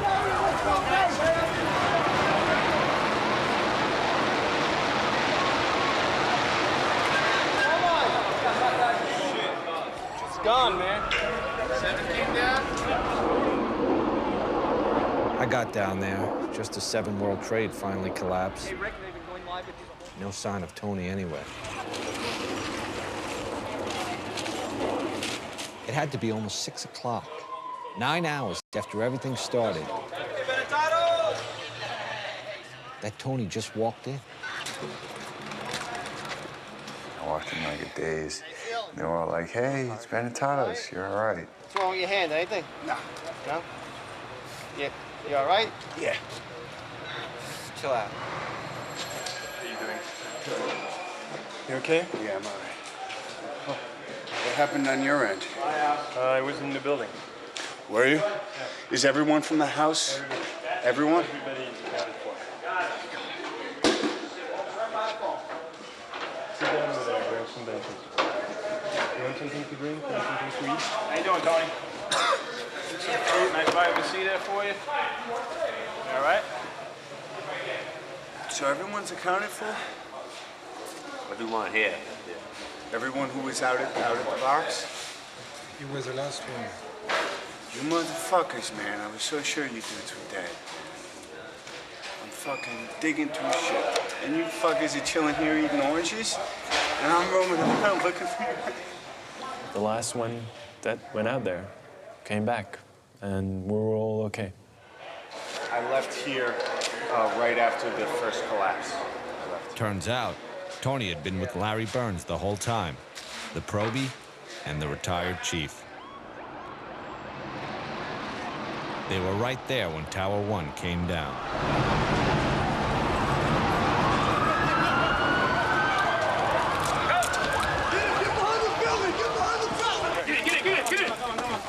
We go into the various surrounding buildings. Hello! Let me find the street! Hello! Come to the light! Trying to calm people down. Stay where you are. Stay here until you hear different. Directing people to go to the Brooklyn Bridge to get off the island. Everybody please evacuate the area immediately. There's people crying. People injured. The one that sticks out in my mind is there's a guy, his arm had gotten like severed here, and he was holding his right arm and his left as he was running. And he was screaming as I was like, I need a medic, I got a bad bleed. You know, and that kind of shocked me. We kept going. I checked all the rigs. There were rigs crushed, paramedic trucks covered with rubble, flipped. Fires burning everywhere, huge fires. That whole day, I just searched through rubble, lifting things up, checking underneath. It was hard for him. It was very hard for him. He's only been a firefighter for, a couple of months. But he proved himself that day to all the guys, yeah.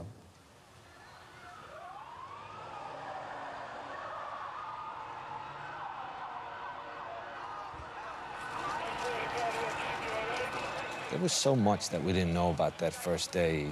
Who had attacked us, how, why. All we knew is that nothing would ever be the same. I must have saw about 7 or 8 bodies flying through the air, coming from 8 floors up. And then, of course, the images of the replay that never stops of the planes hitting, the towers coming down. And it was like, okay, enough TV. Thankfully, the power went out about that time, so it was a relief. This generator maybe in the courtyard, and then we'll hook the lights into it. I got 2 more sets of lights coming. The entire downtown Manhattan lose power. It was really this feeling that we're going to be there for a long time.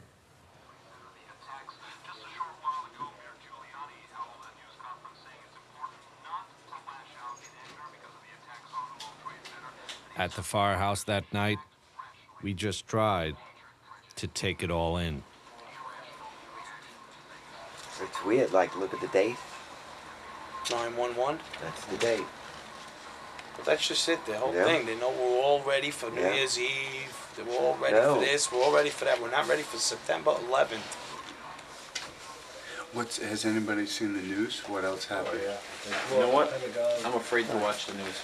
So both towers are completely level. Both towers, 3 buildings are fucking I think they disconnected completely one fucking gone. 4, 5, 6, 7 is gone. They're all gone. The roof of the Marriott, we were on the roof of the Marriott. There was parts all over the fucking place. Legs, feet. It was nasty.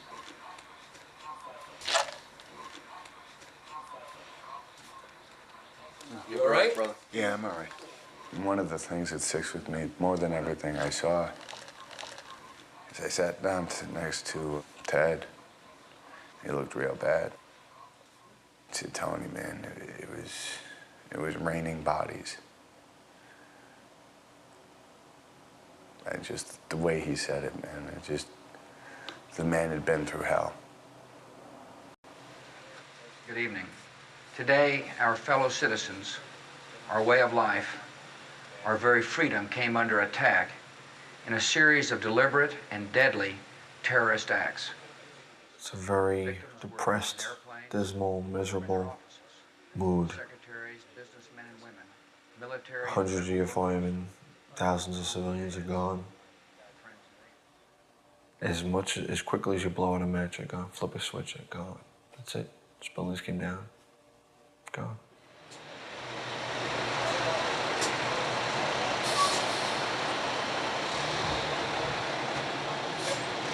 See them? It's hard to believe they're not there. They're not there. This was my first reaction. They're gone. There is no more World Trade Center. No.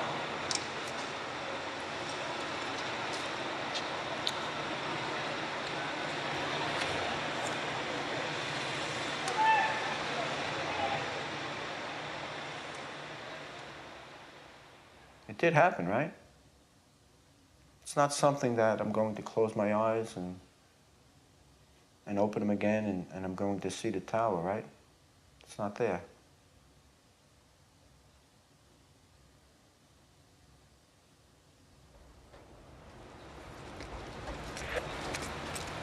You know, and the only thing you have really, and the only thing that really kept it all together was us as a group, as a body, as a firehouse. Around midnight, we sent Tony up to lower the flag to half-mast. Again.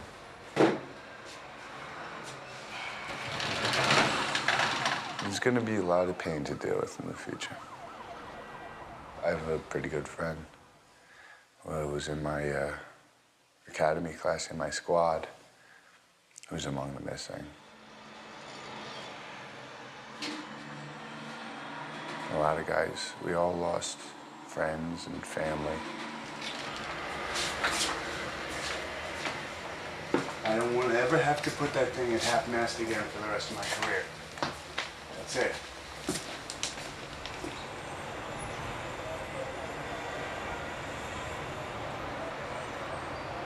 Until the recall ends, it's 24 on, 24 off, 24 on, 24 off. We got word that we'd start digging in the morning.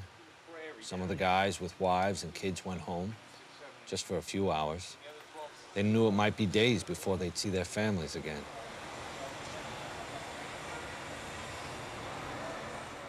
My son was sleeping. I picked him up, and I put him in my bed, and I wanted him to be with me. And normally, I would take him out of my bed and put him in his own bed, but this night was the opposite. He didn't mind that. He actually had a big smile on his face, and it was wonderful to see that smile again. Probably the best entrance I ever made to a place. And the kids came out, and we just kind of all cried in one big hug. And it was, we just cried.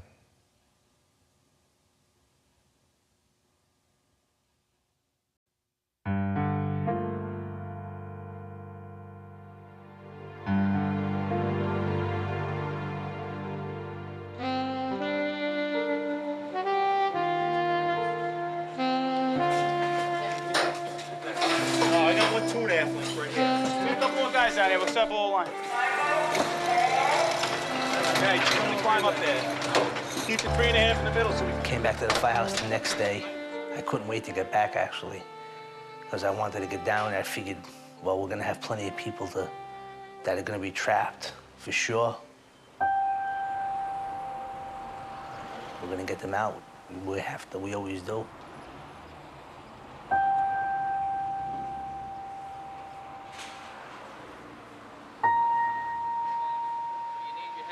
I don't know if anyone's really pulled themselves together.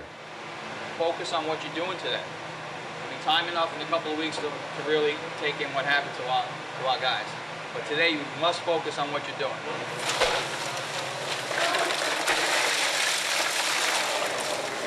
Go in teams of 2. One guy falls through a hole, you're gonna have a guy there that knows you fell in that hole. Let's take a ride. We're all alive. That's more than we could have possibly hoped for. So our job now is to go and do whatever needs to be done. And do it as much and as hard as we can for as long as they'll let us. Some of the guys took a city bus down to what the media was already calling Ground Zero. You guys got extra surgical gloves. You guys didn't put them in your pockets. Some firemen called it the pile. For us, it was still the trade center, even if it was gone. Hey guys, if you hear 3 horns, that means something might be coming down. So keep your eyes open when you're walking around down there.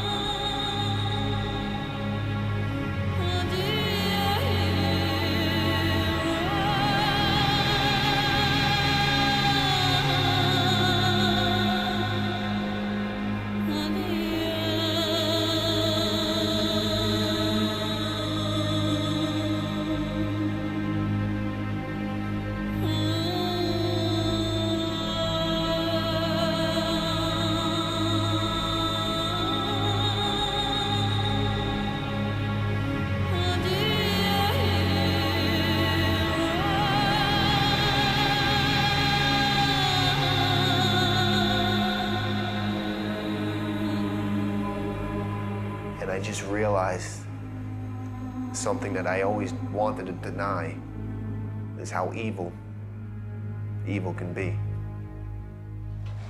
I need 5 firefighters, 19 and 12. We went down there and formed up companies, 5 men and an officer. Go, let's go. We went to work right away, trying to look for survivors. Try and get some buckets back here. Buckets! Guys were digging fast, passing those buckets quick. Digging frantically. Bucket! Bucket! Hey, watch your back, guys.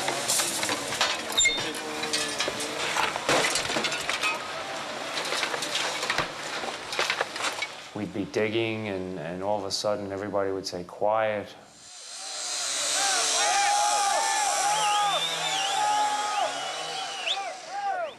And the whole place would get quiet, and people would look.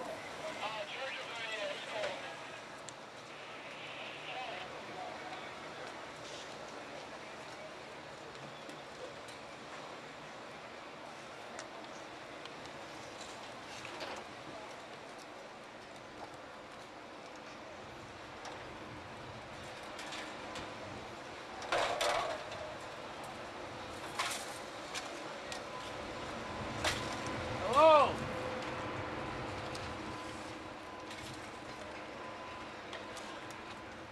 And then slowly they would go back to work and start again. And that's how things went down there.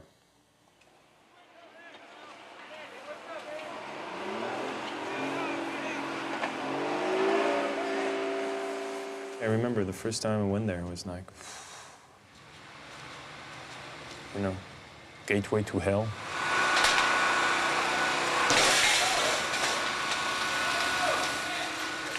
You'd never know unless you were there. But the pile itself seemed to have a life of its own. It moved and shifted underneath us. Every step you took, you could fall 30 or 40 feet into a void.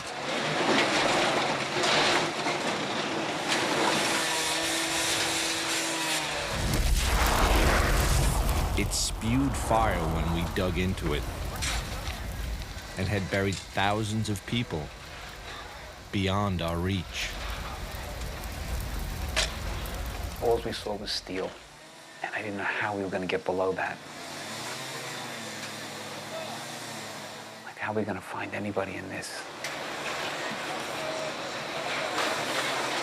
You know, and you get up on this pile and you're digging with a shovel or you're digging with a pickaxe or something like that. Your attempts seem futile. And, you know, it's like a drop in the bucket.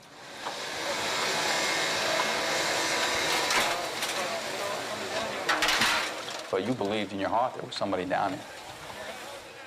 And if you could have found one person, you know, that was well worth it. Need more water! Whatever risk you were putting yourself at, just to find anybody, that's what drives the guy. Try and get some buckets back here. We'd clear what we could by hand. And the iron workers would come in, cut the steel beams, and lift them out. Then we'd just start digging again.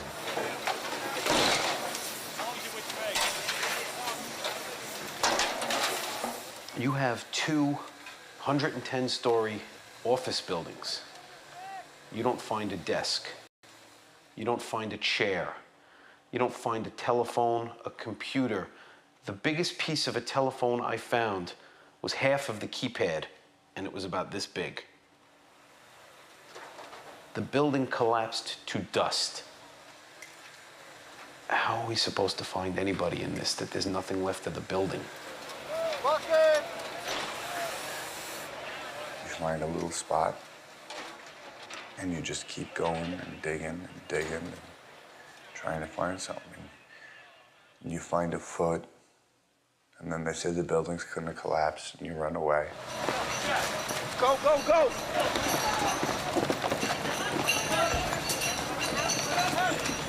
Okay.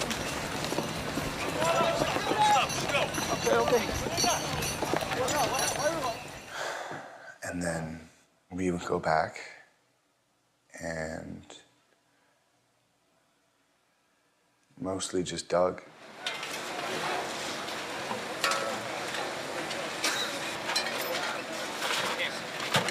We found a body. It was a girl. She was dead. She was definitely dead. All her clothes had been burned off her. She looked to be pregnant. Some people thought maybe she was just bloated, but I don't think so. She was encased in rubble.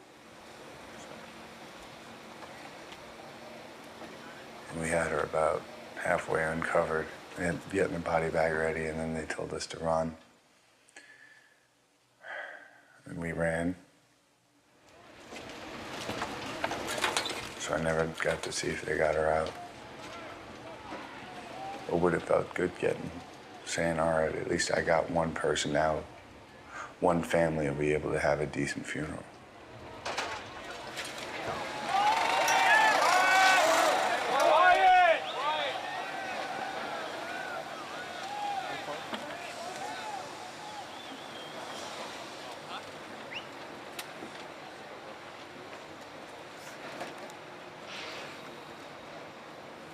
Our first shift was 24 hours. And in all that time, there was one person pulled out alive. One. It was beyond discouraging. It was even hard to understand.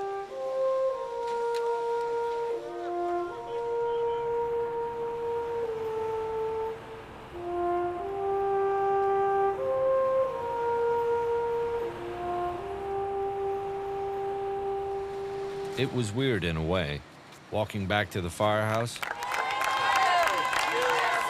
people were cheering us. But we sure didn't feel like heroes. Every day, total strangers were showing up with supplies. Somebody said that if you could still use towels, so that's the end of the towels. Thank you very much. Thank you very much. They opened up the doors, and lo and behold, deliveries were coming by the ton. Kitchen. Or just go right around that corner, just dump them on the floor. You can't eat all the cookies they're giving you. No. I know it's early in the operation here, but I just wanted to thank everyone for all the hard work that they've been doing. How we're here, only God knows. But again, guys, thank you so much. You have no idea how much love I have. Check the lockers, bro. Check the lockers, all the lockers, take whatever. It's something special, you know, when guys are relentless and just going back and forth. Guys with nails in their hand, taping it up, gashes, blood everywhere, just taping it up and saying, let's go back, let's see what we can do to make this situation a little better.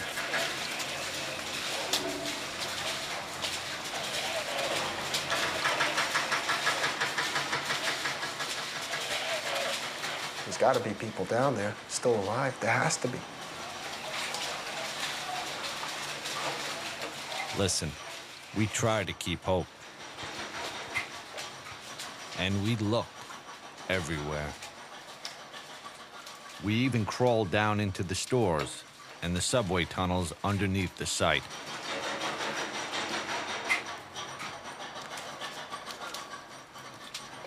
But as days turned into weeks, you began to accept. There just wasn't anybody to find. But we never stopped looking. Hey, Chief. Yes, sir. We got another body over here. Firemen deal with ugly things every day. It's part of the job. But this was worse. You have that body bag? Day after day, it pushed guys to their limit, maybe past it.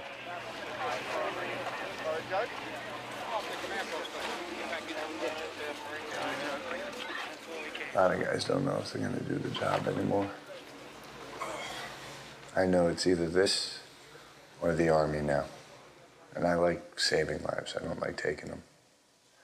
But after what I saw, if my country decides to send me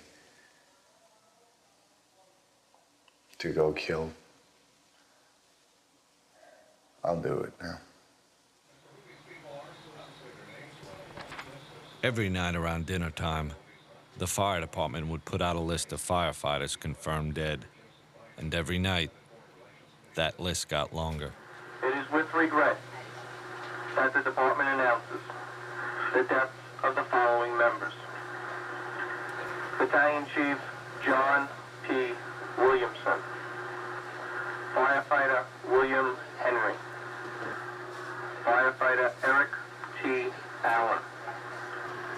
Firefighter Manuel Mojica. Firefighter Lawrence J. Virgilio. Firefighter Timothy Haskell. Firefighter Thomas P. Hannafin. Firefighter John A. Ventura. Firefighter Sean S.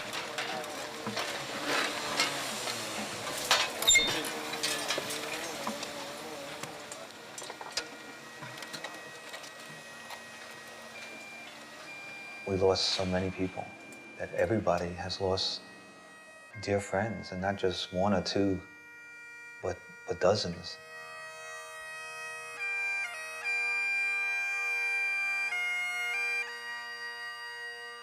Most days there was a memorial service for some guy you knew.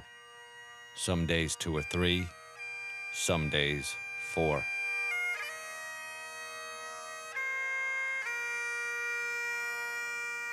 One of those services was for Kevin Pfeiffer, the chief's brother. He was last seen in the stairs of Tower 1, directing guys to the fastest way out of the building. I would say that Chief Pfeiffer's brother saved my life. Saved a lot of lives.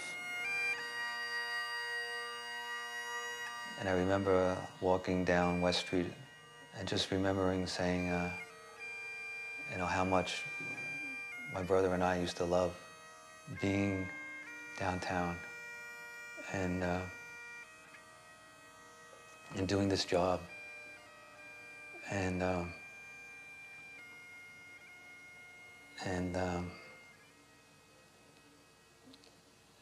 how now I didn't love it anymore.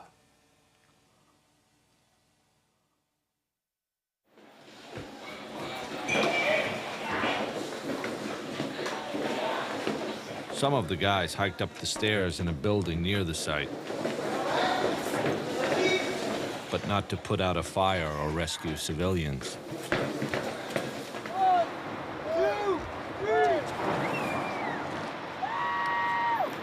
They made the climb to lift our spirits.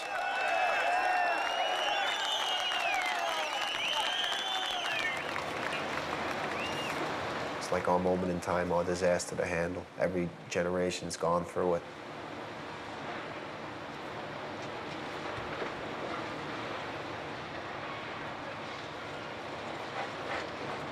Some struggle more than others.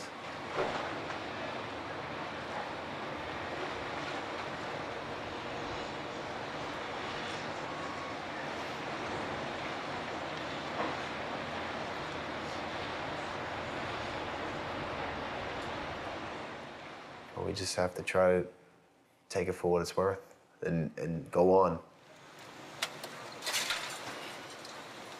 As you see, little by little, life starting to go on.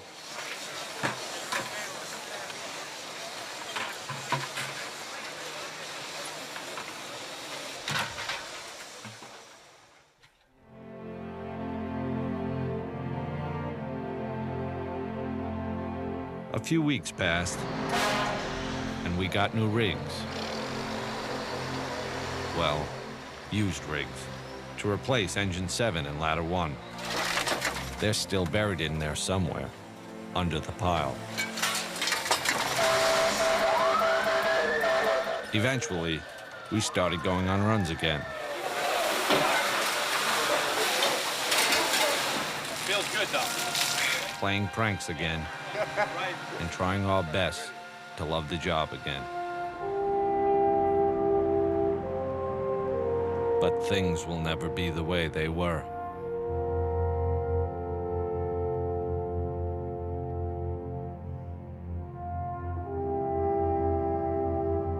Every now and then still wonder, is it really true, you know? I know it happened, but I don't know, how do you deal with something like this? It's the 11th every day for me when I wake up. Do you want the new tape? As for Jules and Gideon, it's strange how things work out. In the beginning, they came to me and they said, let's make a documentary about a boy becoming a man during his 9-month probationary period. Turns out Tony became a man in about 9 hours, trying to help out on 9/11. You know how you can tell that? He's not bragging about it. They said to Phil. We were the only ones on the ticket, but it said to Phil 1075. Do I feel like it's given me more of a sense of self-worth? Yes. Has it made me a man? No. What's a man? You know, I'll still watch cartoons and do my stupid things. I'm just a person who tries to do good, just like every other person in the fire department. For the fire department, now it's about rebuilding. Somehow. At our firehouse, we've already got new probies to break in. You get one chance to make a first impression. 2 guys fresh out of the academy. It's strange to think they'll never know what it was like to be a New York City fireman before September 11th.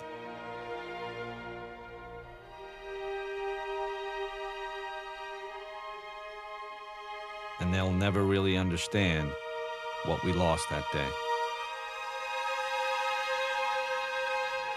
All we can do is tell them the stories and show them the tape.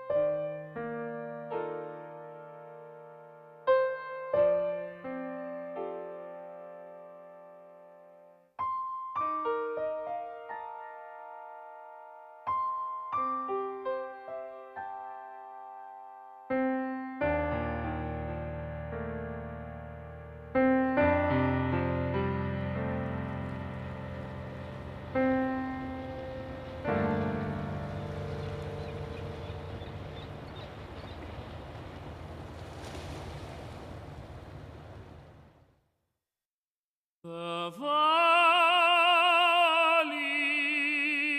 is hushed, and the flowers are all dying. The meadow here is white with the winter snow.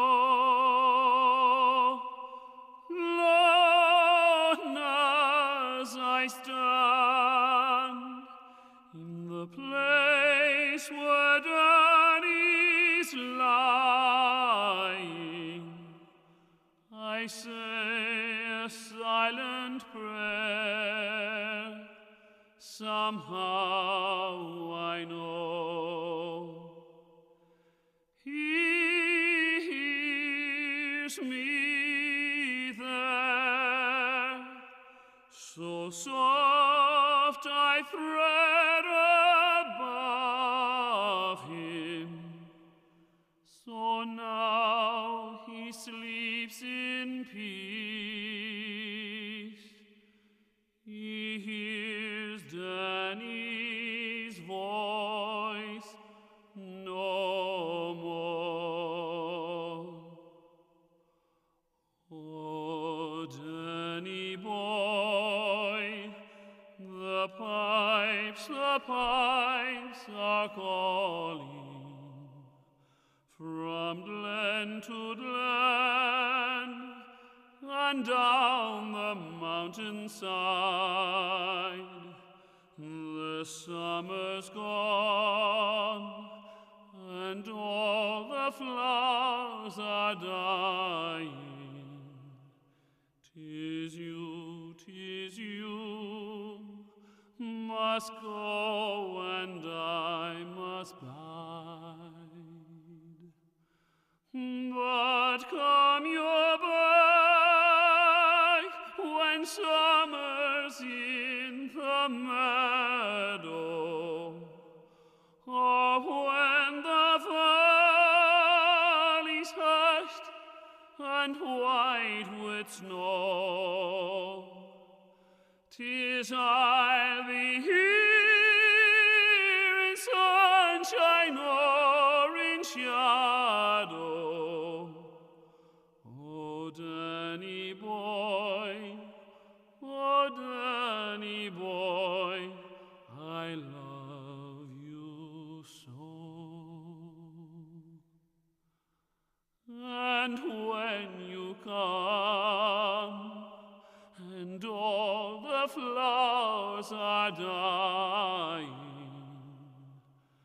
and I am dead, as dead I well may be,